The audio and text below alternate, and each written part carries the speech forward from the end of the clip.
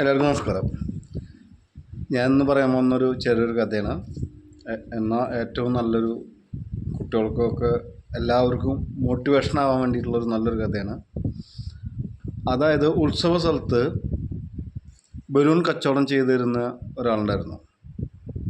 അപ്പോൾ ബലൂൺ കച്ചവടം മന്ദഗതിയിലാവുമ്പോൾ ആൾ ഹീലിയം നിറച്ച ഒരു ബലൂൺ ആകാശത്തേക്ക് പറപ്പിക്കും. അപ്പോൾ ആകാശത്തിൽ പറക്കുന്ന ബലൂൺ കണ്ട പിള്ളേരൊക്കെ ഉത്സാഹഭരിതരായിട്ട് ഓടി വന്നിട്ട് ബലൂൺ കച്ചവടം തകൃതിയായിട്ട് നടക്കും. അപ്പോൾ ബലൂൺ മേടിക്കാൻ വന്നൊരു കുട്ടി ഈ ബലൂൺ വിൽക്കുന്ന ആളോട് ചോദിക്കണ്, അങ്കിളെ നമ്മുടെ ഈ ഒരു ബലൂൺ, കറുത്ത ഒരു ബലൂൺ ആകാശത്തിലേക്ക് അയച്ചാൽ അത് പറക്കുമോ എന്ന് ചോദിക്കണ്. അപ്പോൾ ബലൂൺ വിൽക്കുന്ന ആൾ പറഞ്ഞു, ബലൂണിൻ്റെ കളറല്ല മോനെ പ്രധാനം, അതിൻ്റെ ഉള്ളിൽ എന്താണ് അടങ്ങിയിരിക്കുന്നത് അതാണ് അതിനെ മേൽപോട്ട് ഉയരാൻ സഹായിക്കുന്നത്. അപ്പോൾ അതിലുള്ള നമ്മുടെ ഗുണപാഠം, നമ്മളെ ഇന്ന് മനസ്സിലാക്കുന്നൊരു പാഠം എന്താ വെച്ചാൽ, അതുപോലെ തന്നെയാണ് നമ്മളും. നമ്മുടെ ഉള്ളിൽ എന്താണ് അടങ്ങിയിരിക്കുന്നത് അതാണ് നമ്മളെ മേൽപോട്ട് ഉയരാൻ സഹായിക്കുന്നത്. സത്യമല്ലേ?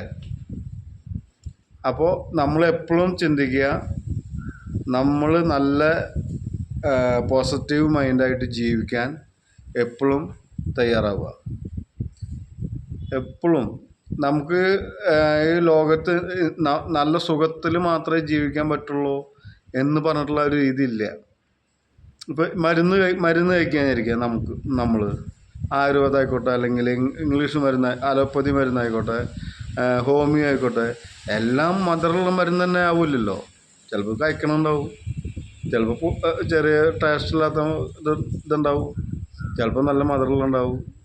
അത് ചിലപ്പോൾ എല്ലാവർക്കും ഇഷ്ടമായിന്ന് വരും. അതുപോലെ നമ്മൾ ജീവിതത്തിൽ നമുക്ക് എപ്പോഴും നല്ലത് വരണമെന്ന് വിചാരിച്ചാൽ പറ്റില്ല വെച്ചാൽ നമുക്ക് ഇതൊക്കെ വരാം. പക്ഷേ നമുക്കൊരു ദൈവം ഒരു ശക്തി തന്നുണ്ട്. നമുക്ക് വേണമെങ്കിൽ അത് ഏത് രീതിയിൽ വേണമെങ്കിലും ഉൾക്കൊള്ളാം. ഒരു ഉദാഹരണം പറയുകയാണെങ്കിൽ, നല്ലത് വന്നു, നമ്മളതിൽ വിഷമിക്കണോ വേണ്ടെന്നുള്ളത് തീരുമാനിക്കുമ്പോഴാണ്.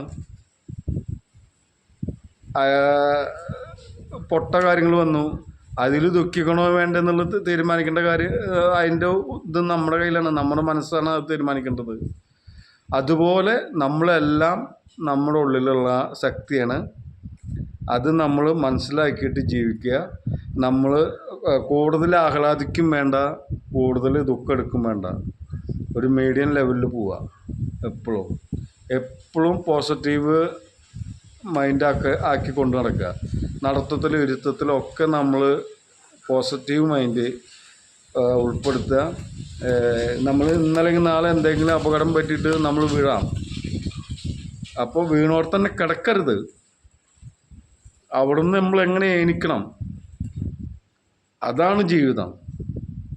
ഇപ്പോൾ നമ്മൾ മൊത്തത്തിൽ പറയുന്നൊരു വർത്താനുണ്ട്, താങ്ങാൻ ആളുള്ളവർക്കാണ് ക്ഷീണം കൂടുള്ളൂ. താങ്ങാൻ ആരുമില്ലെന്ന് വിചാരിച്ചാലോ, ക്ഷീണമൊക്കെ മറന്ന് നമ്മൾ എണീക്കും. നമുക്ക് എണീച്ചല്ലേ പറ്റുള്ളൂ. അതുപോലെ നമ്മുടെ മനസ്സാണ് എല്ലാം.